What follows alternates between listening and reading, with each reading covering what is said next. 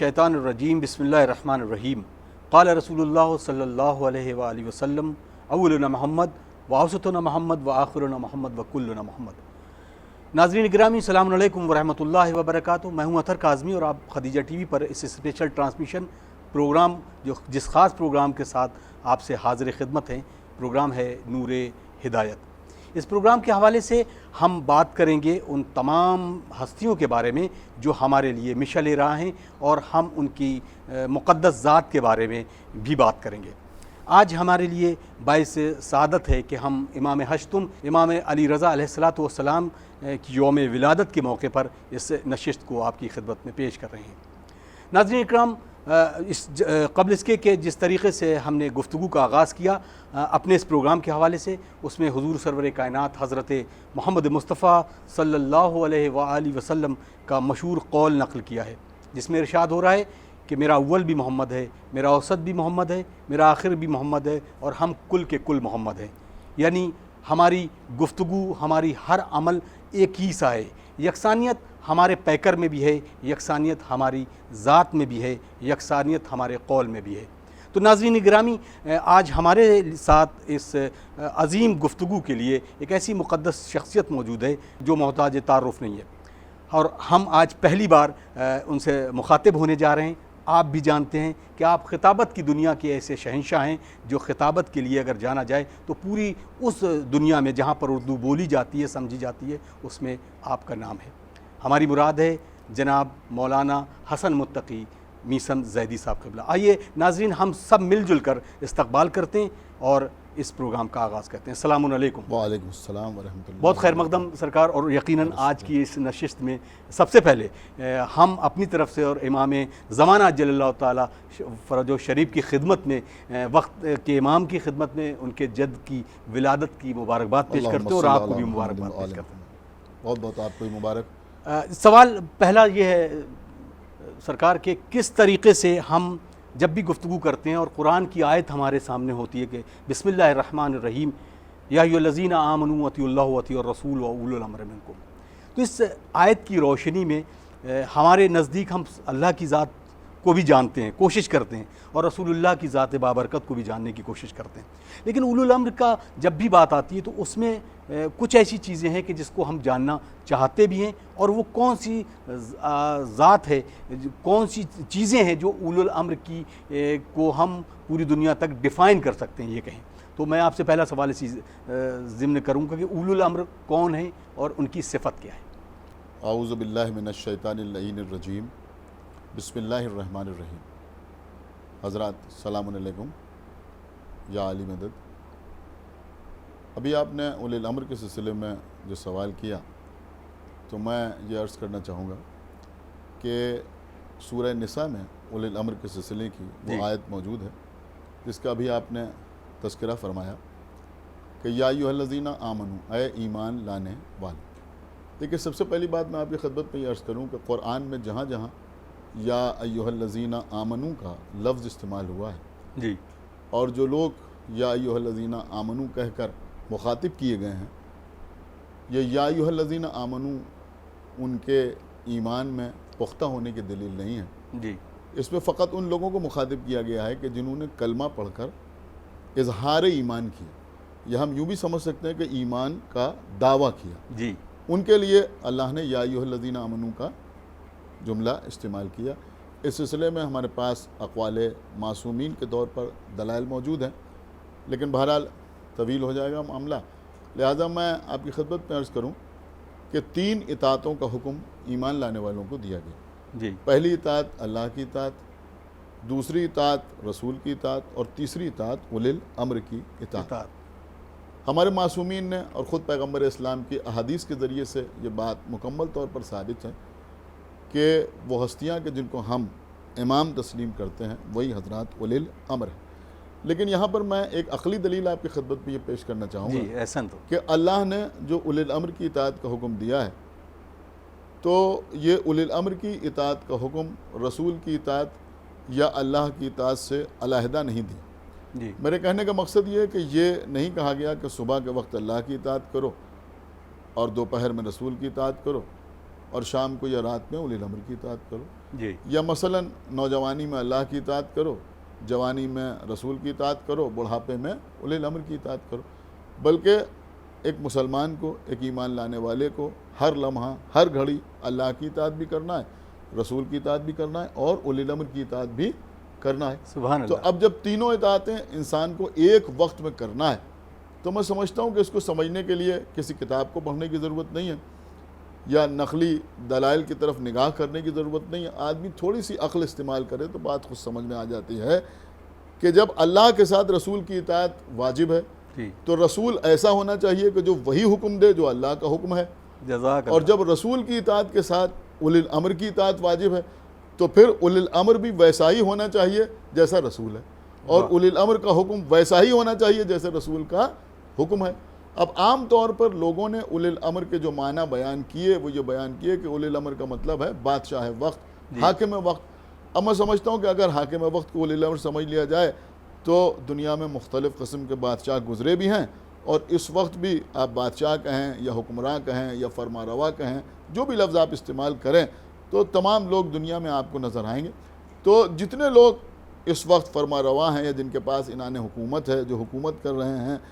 تو وہ سارے کے سارے لوگ وہ ہیں کہ جو اپنی مرضی سے، اپنی منشا کے اعتبار سے یا اپنے بنائے ہوئے قوانین کے اعتبار سے احکامات صادر کرتے ہیں. تو اب ظاہر سی بات ہے کہ ان کا ہر حکم وہ حکم نہیں ہوتا جو رسول کا حکم ہو، اور نہ وہ حکم ہوتا ہے کہ جو اللہ کا حکم ہو. لہٰذا ضرورت ایسے لوگوں کی ہے کہ جن کا کردار رسول کے کردار جیسا ہو،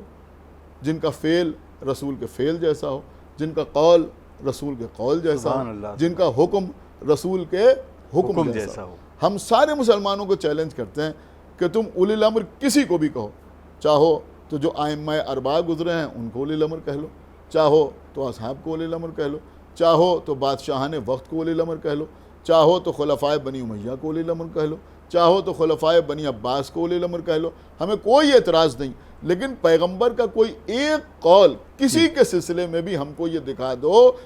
کہ یہ ہمارے جیسے ہیں یا ہم ان کے جیسے ہیں، یا یہ ہم سے ہیں اور ہم ان سے ہیں. اگر اس طرح کا کوئی قول ملتا ہے تو صرف معصومین کے لیے ملتا ہے، جیسا کہ ابھی آپ نے فرمایا کہ پیغمبر نے فرمایا کہ اولنا محمد و اوسطنا محمد و آخرنا محمد و کلنا محمد، کہ ہمارا اول بھی محمد ہے، ہمارا اوسط بھی محمد ہے، ہمارا آخر بھی محمد ہے، اور ہم سب کے سب محمد ہیں. اور دیکھیں اس میں ہمارے پاس ایک دلیل ہے جو ہم آپ کی خدمت میں عرض کرنا چاہیں گے کہ پیغمبر کی آنکھ بند ہونے کے بعد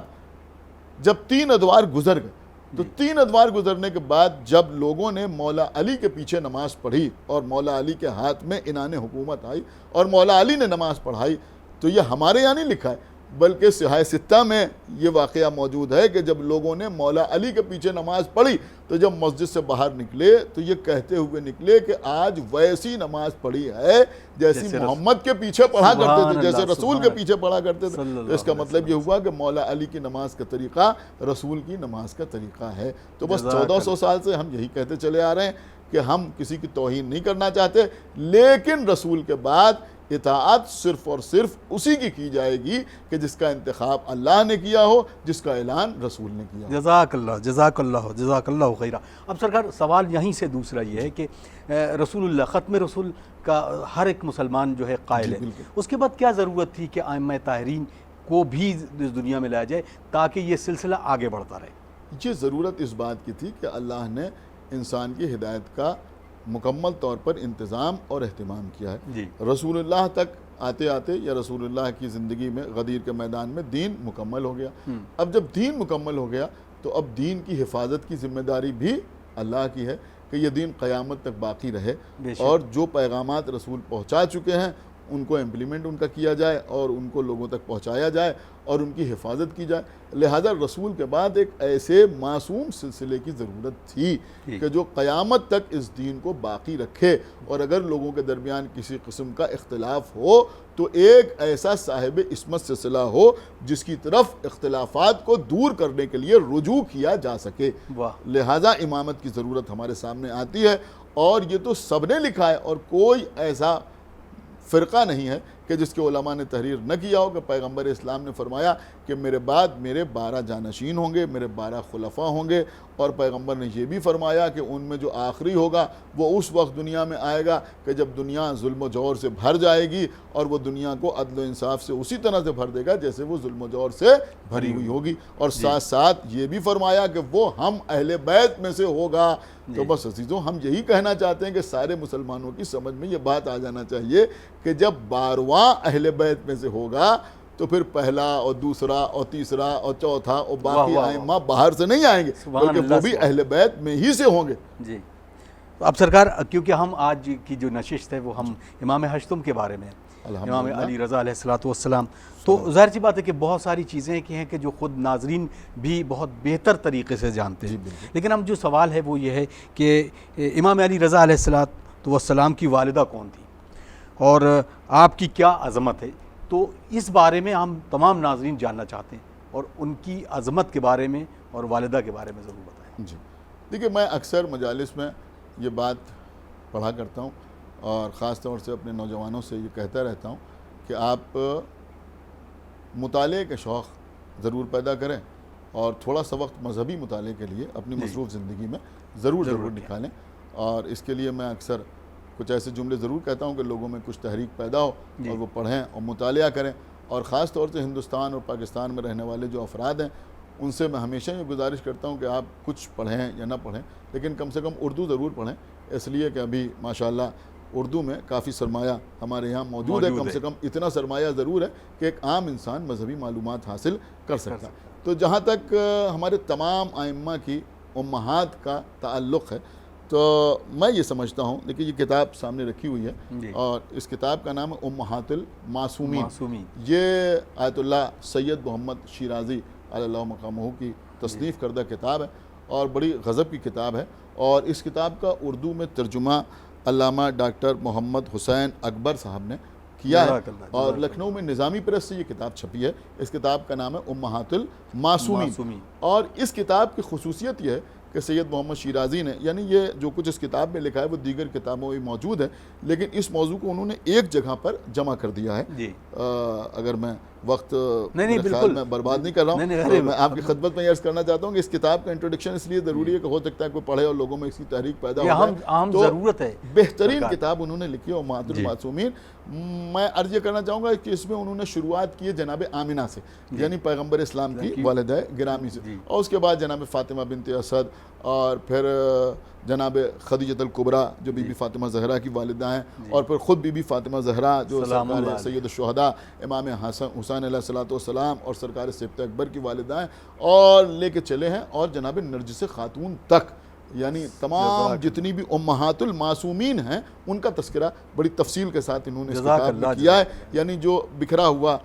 مواد ہے، جو بکھری ہوئی چیزیں، ان کو انہوں نے ایک جگہ کے اوپر جمع کر دیا ہے۔ تو اگر آپ اس کتاب کو پڑھیں، اور اگر کوئی چاہے تو اس کتاب کا ہندی یا دیگر زبان میں ٹرانسلیشن کرا دے، تب بھی لوگوں کے بہت کام آ سکتی ہے۔ تو اس کتاب میں بھی انہوں نے بہت سی چیزیں لکھی ہیں، اس کے علاوہ یہ بحار الانوار رکھی ہے، اور دیگر کتابیں ہیں، مثلا علامہ ابن شہراشوب کی مناقب آل ابی طالب ہے، یا اصول کافی میں کتاب حجت ہے۔ ان تمام کتابوں میں ہمارے ائمہ طاہرین کی جو امہات ہیں، یعنی کہ جو مائیں ہیں، ان کا تذکرہ کیا گیا ہے۔ تو امام رضا علیہ السلام کی جو والدہ ہیں ان کے کئی ایک نام کتابوں میں موجود ہیں۔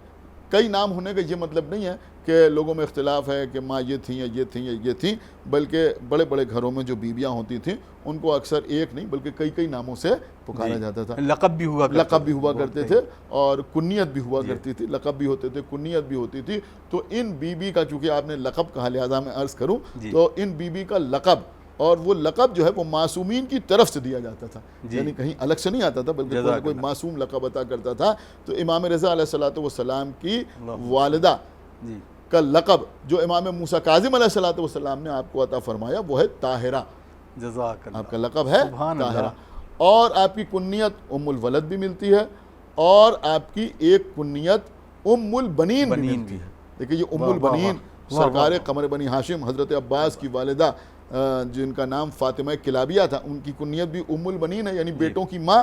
اور ان بی بی کی کنیت بھی ام البنین ملتی ہے۔ اس کے علاوہ نام ملتے ہیں، بی بی کا نام نجمہ بھی ملتا ہے، اور خاص طور سے سید محمد شیرازی اعلیٰ مقامہ نے اسی نام کے اوپر زیادہ زور دیا ہے کہ بی بی کا نام نجمہ خاتون تھا۔ اس کے علاوہ خیزران بھی آپ کو کہا جاتا تھا، تو نوبیہ بھی آپ کو کہا جاتا تھا، تو یہ سارے نام جو تھے یہ بی بی کے تھے۔ اور بی بی بڑی باعظمت بی بی تھیں، یعنی اپنے زمانے کی بہترین عالمہ اور زاہدہ عبادت گزار بی بی تھیں، اور ایسی عبادت گزار بی بی تھیں۔ دیکھیے کچھ باتیں ایسی ہیں جو میں سمجھتا ہوں کہ بہت کم بیان ہوتی ہیں مجالس میں، اس لیے کہ مجالس یا محافل کا مزاج کچھ اور ہوتا ہے۔ اب یہاں کیونکہ ہم فن خطابت نہیں دکھا رہے ہیں بلکہ گفتگو کر رہے ہیں، لہٰذا بہت سی چیزیں آپ کی خدمت میں عرض کر رہے ہیں کہ کچھ چیزیں ایسی ہیں جیسے جناب فاطمہ بنت اسد، تو جناب فاطمہ بنت اسد نے جناب ابو طالب سے بھی بیان کیا اور پیغمبر اسلام سے بھی بیان کیا کہ میرے شکم میں جو بچہ ہے وہ مجھ سے بات کرتا ہے، مجھ سے گفتگو کرتا ہے۔ یہ مولا کائنات کے سلسلے میں کہ وہ بچہ مجھ سے گفتگو کرتا ہے۔ اور اگر آپ امام زمانہ علیہ الصلوۃ والسلام کے سلسلے میں مطالعہ کریں تو آپ کو وہاں بھی ملے گا کہ جناب نرجس خاتون نے بھی یہ کہا کہ اب میرے شکم میں جو بچہ ہے وہ آیات قرآنی کی تلاوت کرتا ہے، جزاک اللہ، آیات قرآنی کی تلاوت کرتا ہے۔ سبحان اللہ۔ اسی طرح سے ان بی بی کے لیے بھی یہ ملتا ہے کہ ان بی بی نے امام موسیٰ کاظم علیہ الصلوۃ والسلام سے فرمایا کہ میرے شکم میں جو بچہ ہے وہ مجھ سے گفتگو کرتا ہے، میرے شکم میں جو بچہ ہے وہ آیات قرآنی کی تلاوت کرتا ہے۔ اب سرکار ایک سوال ہے کہ چھٹے امام امام جعفر صادق علیہ السلام، آپ جد امجد ہیں، آپ کی ولادت کے وقت چھٹے امام امام جعفر صادق موجود تھے علیہ السلام؟ نہیں، امام جعفر صادق علیہ السلام موجود نہیں تھے، بلکہ جس سال امام جعفر صادق علیہ السلام کی شہادت ہوئی اسی سال امام علی رضا علیہ السلام دنیا میں تشریف لائے، 148 ہجری میں۔ عام طور پر جو بیان ہوتا ہے وہ 148 ہجری میں امام دنیا میں تشریف لائے، اور 203 ہجری میں ہمارے 8ویں امام کی شہادت ہوئی۔ اسی لیے آپ کی عمر شریف دنیا میں ظاہری طور پر 55 سال بیان کی گئی ہے۔ تو جس وقت امام کی ولادت ہوئی تو کچھ مہینے پہلے امام جعفر صادق علیہ السلام کی شہادت ہو گئی تھی۔ اور جو تاریخ ہمارے یہاں رائج ہے اگر اسی کو تسلیم کیا جائے، یعنی ذیقعد کی 11 تاریخ چونکہ ہمارے یہاں رائج ہے امام رضا علیہ السلام کی ولادت کے طور پر، اور یہی مصدقہ ہے، اور امام جعفر صادق علیہ السلام کی شہادت 15 شوال کو ہے، تو اس اعتبار سے تقریباً 1 مہینے کے بعد امام علی رضا علیہ السلام دنیا میں تشریف لائے۔ لیکن ریئر ہے، یعنی بہت کم لوگوں نے یہ بھی تحریر کیا ہے کہ امام جعفر صادق علیہ السلام کی شہادت کے 5 سال کے بعد امام علی رضا علیہ السلام کی ولادت ہوئی۔ یعنی بہار الانوار میں یہ بھی لکھا ہوا ہے کہ 5 سال کے بعد ان کی ولادت ہوئی، لیکن عام طور پہ ہمارے علماء اس کو تسلیم نہیں کرتے، بلکہ 148 ہجری جو ہے اسی کو تسلیم کرتے ہیں کہ اس میں امام رضا علیہ السلام دنیا میں تشریف لائے۔ اب ازواج کی بات کریں یا اولادوں کی، تو کتنی ازواج اور کتنی اولادیں تھیں آپ کی؟ جہاں تک امام رضا علیہ السلام کی ازواج کا تعلق ہے تو امام رضا علیہ السلام کی ایک زوجہ تو مامون رشید کی بیٹی تھی، مامون رشید نے اپنی بیٹی کی شادی بھی امام رضا علیہ السلام سے کی، اور آپ کی ایک زوجہ جناب سبیکہ خاتون تھی جن سے امام محمد تقی علیہ السلام دنیا میں تشریف لائے۔ تو عام طور پر جو بیان ہوا ہے تو وہ یہی بیان ہوا ہے کہ امام رضا علیہ السلام کے ایک ہی بیٹے تھے، امام محمد تقی علیہ السلام، لیکن بہار الانوار میں علامہ مجلسی نے کچھ اور بیٹوں کا تذکرہ بھی کیا ہے، یہ بہار الانوار میرے سامنے ہے، مثلا محمد القانع، حسن، جعفر، ابراہیم، حسین، اور ایک بیٹی کا تذکرہ کیا ہے، تو یہ نام لکھیں۔ لیکن عام طور پر ہمارے علماء نے جو اس سلسلے میں تحقیق کیا تو ان کا یہ کہنا ہے کہ امام رضا علیہ السلام کے صرف ایک بیٹے تھے، امام محمد تقی علیہ السلام، اور اس میں خاص بات جو میں آپ کی خدمت میں عرض کرنا چاہوں گا وہ یہ ہے کہ چونکہ امام رضا علیہ السلام کے صرف ایک بیٹے تھے جن سے آپ کی نسل آگے بڑھی، وہ تھے ہمارے 9ویں امام محمد تقی علیہ السلام۔ لہذا ایک سوال بڑا اہم سوال ہے، حالانکہ آپ نے سوال وہ پوچھا نہیں لیکن بڑا اہم سوال ہے کہ دنیا میں رضوی سادات جو ساری دنیا میں پھیلے ہوئے ہیں، تو جب ایک ہی بیٹے تھے تو رضوی سادات کہاں سے آ گئے؟ یہ خاص سوال، یہ سوال یقیناً بہت امپورٹنٹ سوال ہے کہ یہ رضوی سادات کہاں سے آ گئے۔ تو اصل میں حقیقت یہ کہ امام محمد تقی علیہ السلام کے کئی بیٹے تھے، تو تقوی سادات بھی بہت کافی دنیا میں موجود ہیں، لیکن امام محمد تقی علیہ السلام کے ایک بیٹے تھے جناب موسیٰ مبرقہ۔ تو امام محمد تقی علیہ السلام نے یہ وصیت فرمائی تھی اور یہ حکم دیا تھا کہ میری کچھ اولادیں اپنے آپ کو میرے بابا کے نام سے منسوب کریں، لہذا جناب موسیٰ مبرقہ کی جو اولاد ہے وہ اپنے کو رضوی رضوی تھی۔ جزاک اللہ۔ اب ہم اگلا سوال یہ اس بات پہ کہ امام ساتویں امام موسیٰ کاظم علیہ الصلوۃ والسلام کی شہادت کے وقت جی آپ کی حضرت کی عمر مبارک کیا تھی اور کتنے سال میں آپ کو امامت ملی ہے؟ دیکھیے، امام موسیٰ کاظم علیہ الصلوۃ والسلام جب بغداد میں شہید ہوئے تو اس وقت ہمارے 8ویں امام علی ابن موسیٰ رضا علیہ الصلوۃ والسلام کی عمر 35 سال تھی جی 183 ہجری میں 183 ہجری میں 7ویں امام کی شہادت ہوئی، اور ظاہر سی بات ہے کہ امام کا جو دور امامت ہے اس کا آغاز وہیں سے ہوا۔ حالانکہ ہمارا عقیدہ اور ہمارا ایمان یہی ہے کہ امام دنیا میں آتا ہے تو امامت کے ساتھ آتا ہے۔ جی بے اور شک، کسی نے اسرار امامت کی بات ہے، اسرار امامت کی بات، اور نہیں، اس سلسلے میں معصوم کا قول ہمارے سامنے، کسی نے پوچھا معصوم سے کہ کیا ایک وقت میں 2 امام ہو سکتے ہیں؟ تو امام نے فرمایا کہ ہاں 2 امام ہوں گے، مگر ایک ناطق ہوگا اور ایک صامت ہوگا۔ جزاک اللہ، تو جزاک اللہ، آپ جزاک اللہ۔ یوں ہی سمجھ لیں کہ امام موسیٰ کاظم علیہ الصلوۃ والسلام کی شہادت کے بعد باقاعدہ امام علی رضا علیہ السلام، اور چونکہ امام موسیٰ کاظم علیہ الصلوۃ والسلام کو کافی دن قید رکھا گیا اور آپ بغداد کے قید خانے میں اسیر رہے، لہذا اس زمانے میں مدینہ میں ہمارے امام رضا علیہ الصلوۃ والسلام جو اہل بیت کے چاہنے والے تھے اور جو امامت کے قائل افراد تھے، ان کے درمیان امام موسیٰ کاظم علیہ الصلوۃ والسلام کی نیابت کے فرائض بھی انجام دیتے۔ جزاک اللہ۔ وہ تدبیروں کی بات ہو رہی تھی کہ جس طریقے سے 7ویں امام کا دور بہت زیادہ باہر گزرا ہے، قید خانے میں گزرا ہے، تو اب اس وقت امام علی رضا علیہ الصلوۃ والسلام نے کس طرح سے کیا تدبیریں کی تھیں؟ اس زمانے میں امام علی رضا علیہ الصلوۃ والسلام نے، دیکھیں، ایسے مواقع پر سب سے زیادہ ضروری کام جو ہمارے ائمہ تحرین کا رہا وہ یہی رہا کہ لوگوں کو زیادہ سے زیادہ دین سے واقف کرایا جائے اور علوم ان کے درمیان رائج کیے جائیں اور لوگ پڑھیں اور سمجھیں۔ اس لیے کہ یہ بات ہمیشہ آپ اپنے ذہن میں رکھیں، اور آج بھی ہم اس بات کا مظاہرہ دیکھتے ہیں کہ جب کوئی علم حاصل کرتا ہے تو علم انسان کو اپنے آپ آل محمد کے در تک لے آتا ہے۔ بے شک، تو اس زمانے میں ہمارے 8ویں امام نے کوئی اس طرح کا قیام نہیں فرمایا جس کا لوگ تصور کرتے ہیں، بادشاہ کے خلاف یا حاکم کے خلاف، لیکن اس زمانے میں امام نے علوم آل محمد کو لوگوں کے درمیان عام کیا۔ اور ظاہر سی بات ہے کہ امام ویسے تو قید خانہ بغداد میں تھے، لیکن روحانی طور پر ان کا اور امام رضا علیہ الصلوۃ والسلام کا کانٹیکٹ تھا، تو جو وہاں سے احکامات اس انداز سے آتے تھے ان کو لوگوں کے درمیان رائج فرماتے رہے۔ چلیے، جزاک اللہ، بہت عمدہ خوبصورت گفتگو بحمدللہ۔ اس گفتگو کے حوالے سے ناظرین، یقیناً ہم اس وقت